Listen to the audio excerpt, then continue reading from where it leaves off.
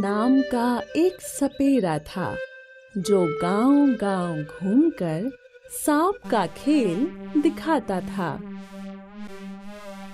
देखो देखो सांप का खेल, नाचे सांप बीन की धुन पर। देखो देखो सांप का खेल, नाचे डोले बीन की धुन पर।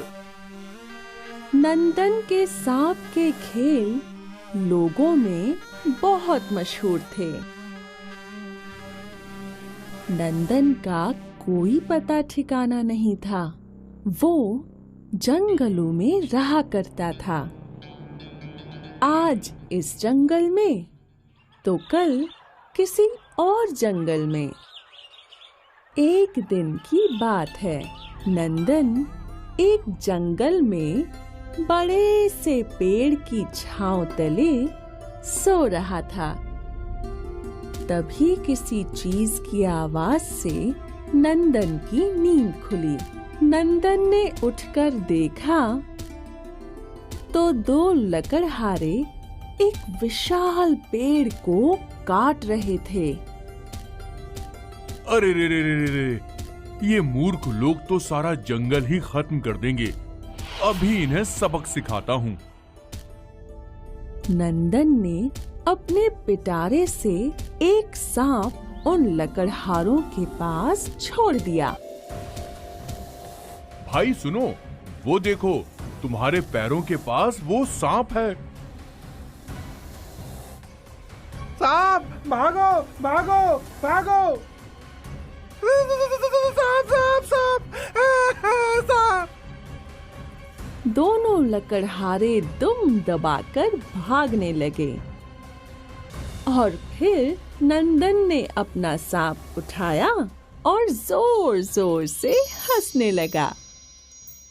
और तभी एक चमत्कार हुआ और भगवान जी नंदन के सामने प्रकट हुए। हे भगवान, आपके दर्शन मिल गए, मेरा जीवन धन्य हो गया। नंदन, तुमने इस पेड़ की जान बचाकर बहुत अच्छा काम किया, इसलिए मैं तुम्हें वरदान में ये बिच्छू दे रहा हूँ।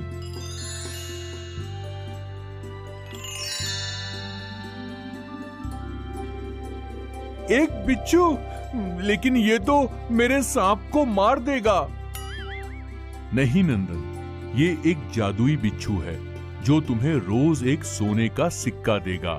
और अगर तुम्हारे अलावा किसी ने उस सोने के सिक्के को हाथ लगाया तो ये उस व्यक्ति को डंक मार देगा। धन्यवाद भगवान जी। नंदन को बिच्छू देकर भगवान जी वहां से चले गए और अब से नंदन को रोज एक सोने का सिक्का मिलता। नंदन अपना सोने का सिक्का अपने उसी पिटारे में रखता था जहां वो बिच्छू को रखता था। अब जब भी नंदन को कुछ खरीदना होता, वो सिक्का बेचकर पैसे ले लेता और अपने सारे अरमान पूरे करता था। नंदन बहुत खुश था। एक दिन नंदन एक जंगल से गुजर रहा था कि उस पर दो लुटेरों ने हमला बोल दिया। तेरे पास जो भी है हमें दे दे, वरना अपनी जान से जाएगा। हाँ हाँ हाँ हाँ हाँ भाई, हाँ अभी देता हूँ, हाँ अभी देता हूँ भाई। नंदन ने वो बिच्छू वाला पिटारा आगे किया और जैसे ही उसने पिटारा खोला तो सोने के सिक्के देख लुटेरों की आंखें फटी की फटी रह गईं। एक लुटेरे ने अपना हाथ आगे बढ़ाया और तुरंत ही बिच्छू ने उसे डंक मार दिया।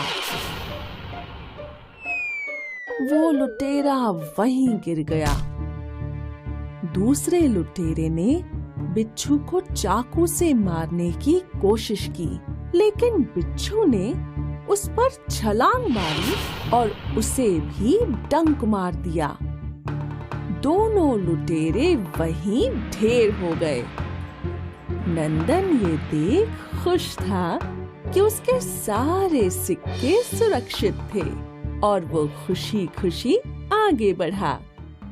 तो इस कहानी ने हमें ये सिखाया कि नंदन ने पेड़ की जान बचाई, इसलिए भगवान जी ने उसे वरदान में सोना देने वाला बिच्छू दिया। इसलिए कहते हैं, कर भला तो हो भला।